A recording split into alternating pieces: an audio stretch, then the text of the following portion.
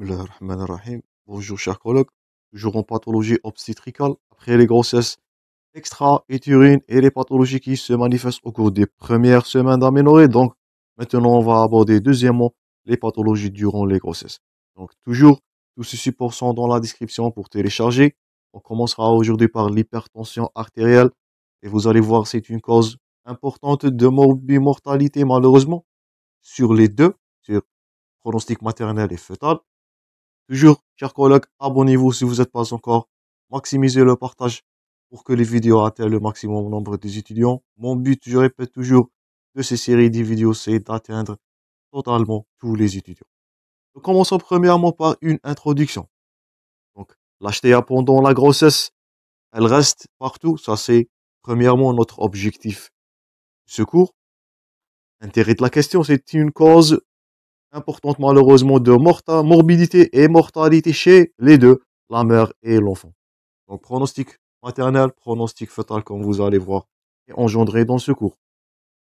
Son véritable traitement, ça c'est à retenir, fréquemment posé comme question, demeure l'arrêt de la grossesse et la délivrance. Il ne s'agit pas d'un traitement médical de la HTA au cours de la grossesse. Le seul traitement, je répète toujours, c'est l'interrompre, donc interrompre la grossesse, la délivrance dès que possible. Donc les deux, délivrance du fœtus et même du placenta. Donc cette situation, elle peut poser un problème, malheureusement, si le terme de la grossesse est précoce. Donc nous allons être devant le choix, est-ce que sauvetage maternel, bien pronostic fœtal, comme vous allez voir dans le déroulement de ce cours. Donc l'intérêt de la question aujourd'hui, première pathologie qu'on va voir au cours de la grossesse, HTA, morbimortalité, pronostic maternel et fœtal engendré, l'interruption ou bien accouchement, l'arrêt de la grossesse et la délivrance restera le choix et vous allez avoir le paradoxe entre pronostic fœtal et pronostic maternel. Comme définition, une HTA, elle est définie, ça c'est à retenir. Donc c'est la découverte d'une pression artérielle systolique qui est supérieure ou égale à 140 mmHg ou les deux. Donc on dit qu'il s'agit d'une HTA systolique ou diastolique ou bien les deux. Donc hypertension artérielle systolo-diastolique. Donc PAS pour systolique supérieur à 140 mmHg, PAD pour diastolique supérieur ou égal 90 mmHg. Au moins, donc faites attention, complétez la phrase, au moins 2 prises mesurées au repos bien sûr, en position de décubitus latéral gauche et en position assise. Donc on a besoin donc, de 2 prises, je répète, pas seulement, on ne dira pas qu'il s'agit d'une HTA gravidique, il pourra être d'un effet de blouse blanche. Donc, ça nous fait rappel à un cours de sémiologie dans l'HTA. Donc, de bonnes conditions, un repos et 2 prises, je répète, 2 positions, décubitus latéral gauche et position assise. Si vous avez ces 2 prises, vous allez diagnostiquer soit une HTA systolique, diastolique, ou les deux, je répète, systolo-diastolique. Pour la classification, donc, la plus adaptée est celle de la Collège américain de gynécologie. Donc, c'est la COG, donc, qui donne 4 groupes. Donc, premièrement, la prééclampsie. Vous avez vu ça en néphrologie. La prééclampsie, c'est un syndrome spécifique qui apparaît, je répète, après 20 semaines d'aménorrhée. Il associe la triade à retenir. Donc, hypertension artérielle, protéinurie qui est supérieure à 0,3 g par litre ou bien 0,5 g par jour. Faites attention aux conversions. Ou bien 2 croix au lapstix et on n'oublie pas l'association des œdèmes. Donc ça nous fait rappel au syndrome néphrotique et complications. Donc vous pouvez consulter à tout moment la playlist de néphrologie pour plus d'informations. Donc premièrement, la prééclampsie. Ça c'est du syndrome prééclampsique qui va survenir chez la femme enceinte. Là c'est les œdèmes, premièrement. Donc rétention et gonflement, surtout des membres inférieurs. Là, vous voyez les deux chiffres systoliques, je répète, supérieur à 140 et diastolique supérieur à 90. Et on n'oublie pas la protéinurie qui est détectée dans l'abstix, ou bien détectée par les urines, ou bien dans les urines. Donc ce dernier, il pourra développer par le HELP syndrome, qu'on va voir, c'est une complication majeure qui va engendrer le pronostic vital. Donc, première classification, ça commence avec un syndrome pré-éclampsique. À retenir cette triade. Deuxièmement, il pourra s'agir d'une femme qui a une hypertension qui est préexistante. Donc là, il s'agit, donc vous devez différencier entre prééclampsie, HTA préexistante, prééclampsie surajoutée et notre intitulé là, qui est l'hypertension gravidique. Donc premièrement, la prééclampsie, donc c'est un syndrome spécifique à la femme enceinte. Heureusement, c'est là. Deuxièmement, l'hypertension préexistante ou chronique. Donc là, il s'agit d'une HTA qui a été présente avant cette grossesse et elle est constatée avant 20 semaines d'aménorrhée. Donc, prééclampsie après 20 semaines, HTA préexistante, elle va se manifester avant 20 semaines d'aménorrhée. Donc, à retenir cette phrase, toute hypertension artérielle découverte au cours d'une grossesse, au cours d'une grossesse, et qui ne disparaissent pas après la révèle de la même rubrique. Donc, le deuxième cas, c'était une femme qui a été déjà hypertendue. Peut-être ne savait pas ça. Et c'est la grossesse qui a révélé ça. Donc, précocement, avant 20 semaines d'aménorrhée. Et cette dernière ne va pas disparaître comme l'hypertension gravidique, comme vous allez voir. Donc, deuxièmement, hypertension préexistante chez une femme qui ne savent pas ça. Troisième cas, donc la prééclampsie surajoutée. Donc, c'est l'apparition d'une protéinurie significative chez une femme qui a présenté déjà une HTA chronique. La protéinurie, donc, c'est du mauvais pronostic. Ça, c'est à retenir dans vos cas cliniques. Si vous avez une femme qui a de la protéinurie, ça va témoigner d'une lésion glomérulaire, lésion rénale, tout ça vous arrivez en néphro et héros. Et ça va témoigner par médecine de gravité ou bien les complications qu'on va avoir, l'atteinte rénale durant l'HTA. Dernièrement, l'hypertension gravidique. Donc, c'est une HTA qui va apparaître après 20 semaines d'aménorrhée, faites attention, sans protéinurie, c'est pas grave comme la précédente, qui se disparaît postpartum. Donc, la différence entre hypertension préexistante, cette dernière, elle ne va pas disparaître. C'est une femme qui a été déjà hypertendue et elle est en train de découvrir de cette dernière durant la grossesse. C'est avant 20 semaines d'aménorrhée, c'est précoce.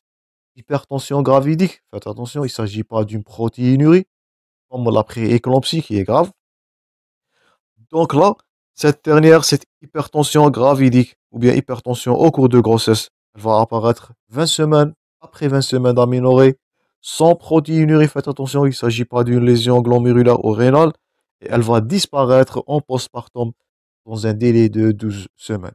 Elle est appelée aussi hypertension transitoire ou bien l'hypertension récidivante. Donc, 3 critères, la prééclampsie. Une femme déjà hypertendue, on parlera d'hypertension existante, selon la classification du collège américain. La prééclampsie surajoutée, donc la présence d'une protéinurie massive, c'est du mauvais pronostic. Et dernièrement, l'hypertension gravidique, c'est l'hypertension passagère, transitoire ou dite récidivante. Donc j'espère que vous allez différencier entre ces 4 critères-là. La conduite diffère. Donc c'est primordial. J'insiste sur la classification de la société ou bien de la collège américaine. Passons maintenant aux complications. Notre intérêt dans cette première partie, donc les complications maternelles et les complications fœtales malheureusement qui sont graves. Donc là, toujours diagnostic, soit précoce avant et après 20 semaines. C'est nécessaire pour citer qu'il s'agit d'une HTA préexistante ou bien d'un syndrome ou bien d'une HTA gravidique. Faites attention dans vos cas cliniques toujours. Ça c'est le but. Toujours diagnostic. Et là, on va passer premièrement pour les complications maternelles. Donc, première complication, c'est ce que vous voyez à droite, là, dans l'illustration, c'est la crise d'éclampsie. Premièrement, on dit qu'il s'agit d'une crise d'éclampsie qui est une urgence extrême. Vous voyez là, on est en train de détailler les complications néfastes. Donc, premièrement, une extrême urgence, c'est la crise d'éclampsie. Donc, une prééclampsie pourra développer vers une crise d'éclampsie. C'est une urgence qui nécessite la prise en charge en unité de soins intensifs, en réanimation. Cette dernière allongeant le pronostic vital. Ça nécessite le traitement par du sulfate de magnésium, premièrement. Ça, c'est votre conduite. Une dose de charge de 4 à 6 grammes en intraveineux, dilué dans 100 ml sur 15 minutes. une dose d'entretien de 2 grammes par heure en intraveineux, donc c'est sur sérum. Donc, la crise d'éclampsie, vous allez voir dans l'enchaînement de cours, c'est sans des manifestations neurologiques, très graves. Aussi, traiter cette hypertension, on passera aux antihypertenseurs. Donc, pour maintenir le but, ça c'est à retenir, notez-vous bien, une pression artérielle diastolique entre 105 et 110 mm mercure. C'est la pression diastolique qui nous fait craindre le maximum. D'abord, si vous vous souvenez du coup de l'hypertension artérielle en cardiologie, une pression artérielle diastolique supérieure à 110, c'est menaçante, n'importe quelle est la valeur de la PS. Évacuer, donc avec un délai d'accouchement selon la stabilisation. Donc avant 28 semaines d'aménorrhée.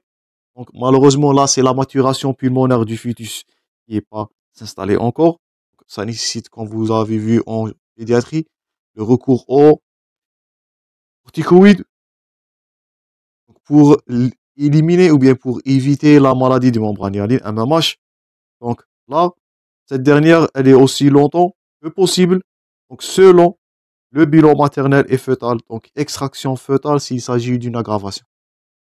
Donc avant 28 semaines d'aménorrhée, c'est la maturation pulmonaire fœtale qui va décider ce choix-là.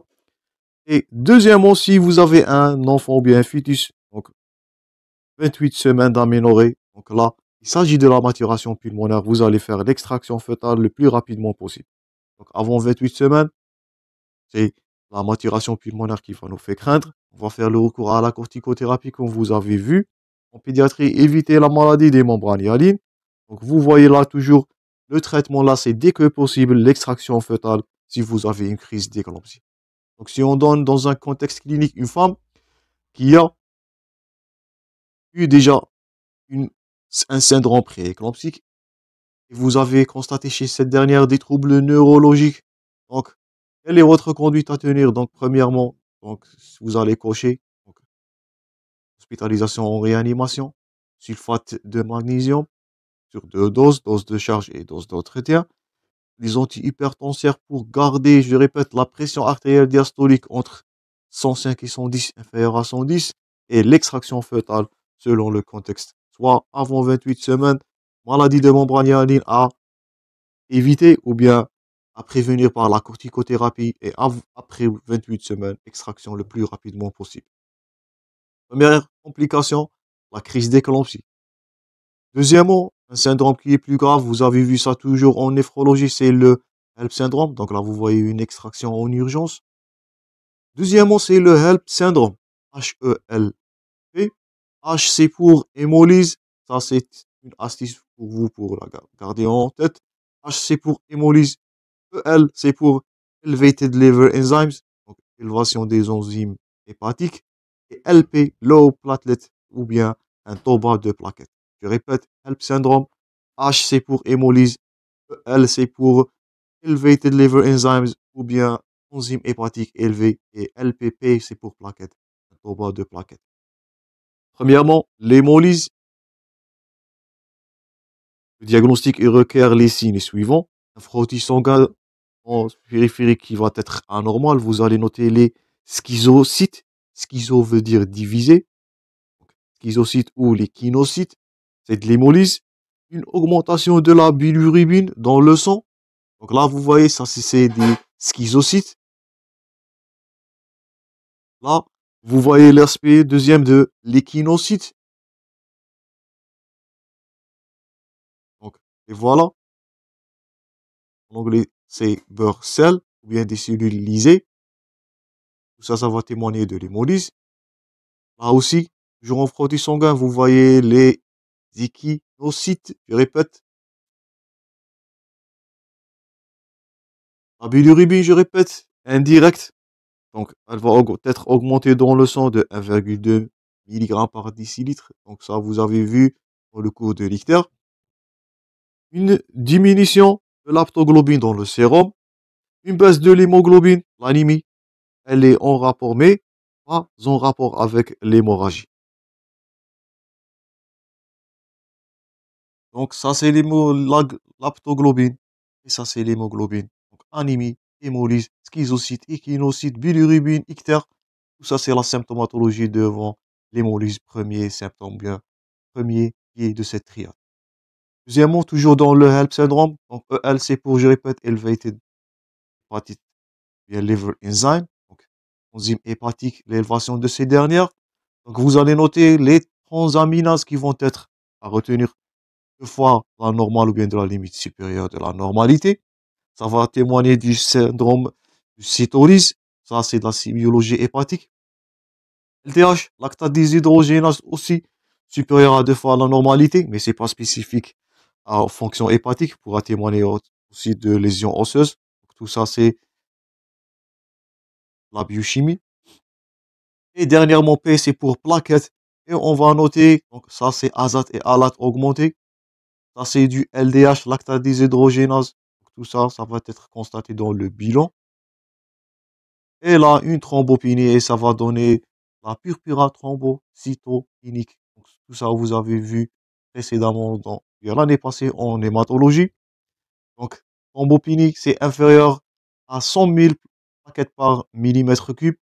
Donc, la survenue d'un HELP syndrome est le plus souvent au cours de la grossesse avant la 37e semaine d'aménorrhée, voire même les 48 heures qui suivent la délivrance.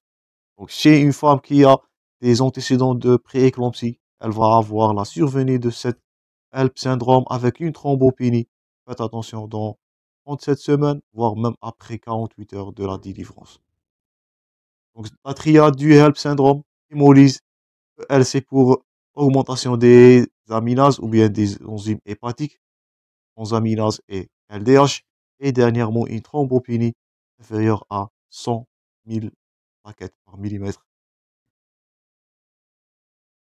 Passons aux troisième complication, c'est les complications cardio-respiratoires. Donc, l'augmentation de la perméabilité capillaire et la baisse de la pression oncotique par les modulations.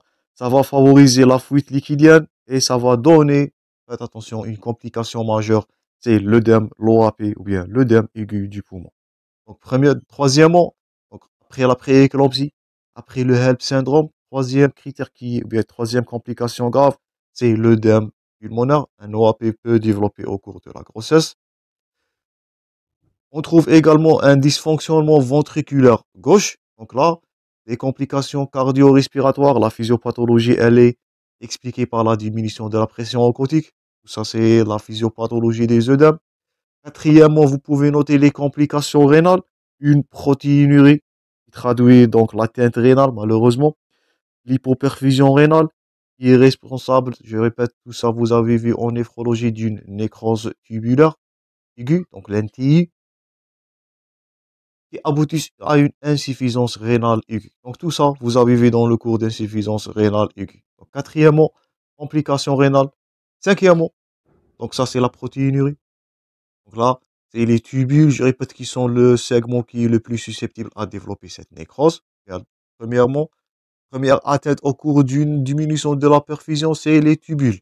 Donc les tubules rénaux nécessitent de l'eau, de l'hypervolémie pour mieux fonctionner. Cinquièmement, les complications neurologiques.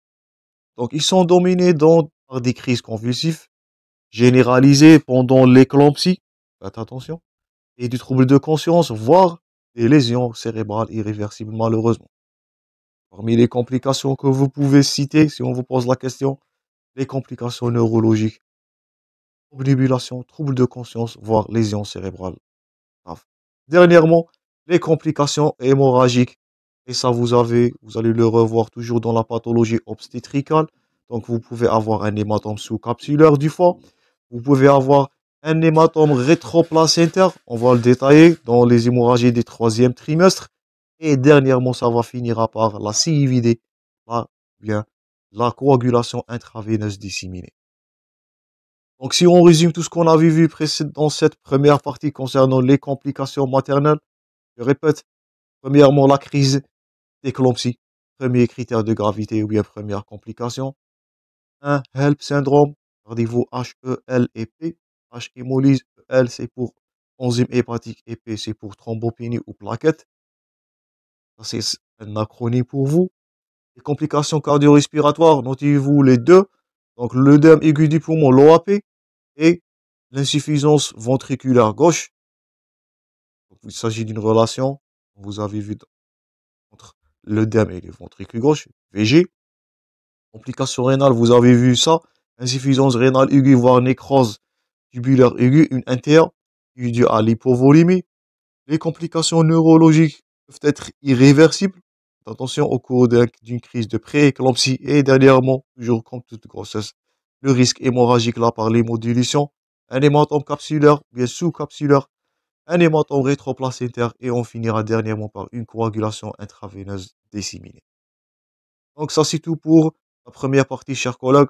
On va voir les autres complications et la conduite à tenir devant une HTA pendant la grossesse dans la prochaine partie. Merci pour votre attention, chers collègues. Toujours du bon courage dans vos préparations et à la prochaine.